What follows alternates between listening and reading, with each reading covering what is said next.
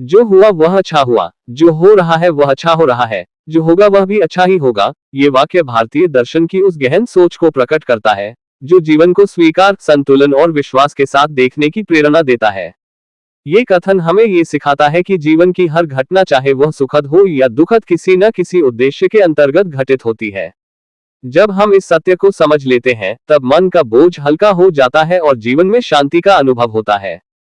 जो हुआ वह अच्छा हुआ, इसका अर्थ यह नहीं कि हर बीती घटना हमें तत्काल सुख दे गई, बल्कि इसका तात्पर्य यह है कि अतीत की हर घटना ने हमें कुछ न कुछ सिखाया। कई बार असफलताएं, हानि या पीड़ा हमें भीतर से तोड़ देती हैं, पर वही अनुभव आगे चलकर हमारी सबसे बड़ी शक्ति बनते हैं।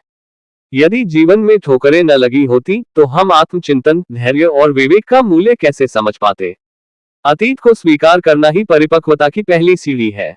जो हो रहा है यह अच्छा हो रहा है, ये भाव वर्तमान में जीने की कला सिखाता है। मनुष्य का मन अक्सर वर्तमान से भागकर या तो अतीत की चिंता में उलझ जाता है या भविष्य की कल्पनाओं में खो जाता है। परिणाम स्वरूप वर्तमान क्षण का सौंदर्य और महत्व छूट जाता है। जब हम यह मान लेते हैं कि जो अभी घट रहा है वह हमारे विकास के लिए आवश्यक है, तब हम परिस्थितियों से संघर्ष करने के बजाय उनसे सीखने लगते हैं।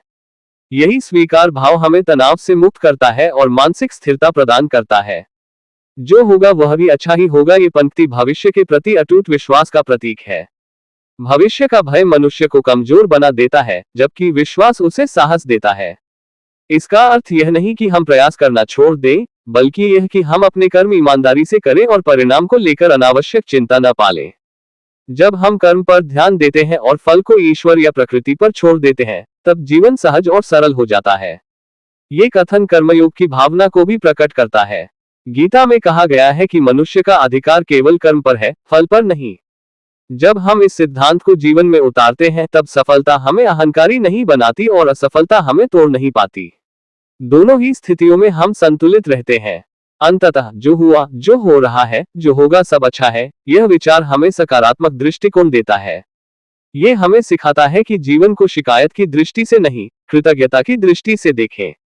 जब मन में यह विश्वास गहराता है तब जीवन की कठिन राहें भी सरल लगने लगती हैं और हम हर परिस्थिति में शांति, संतोष और आनंद का अनुभव कर पाते हैं।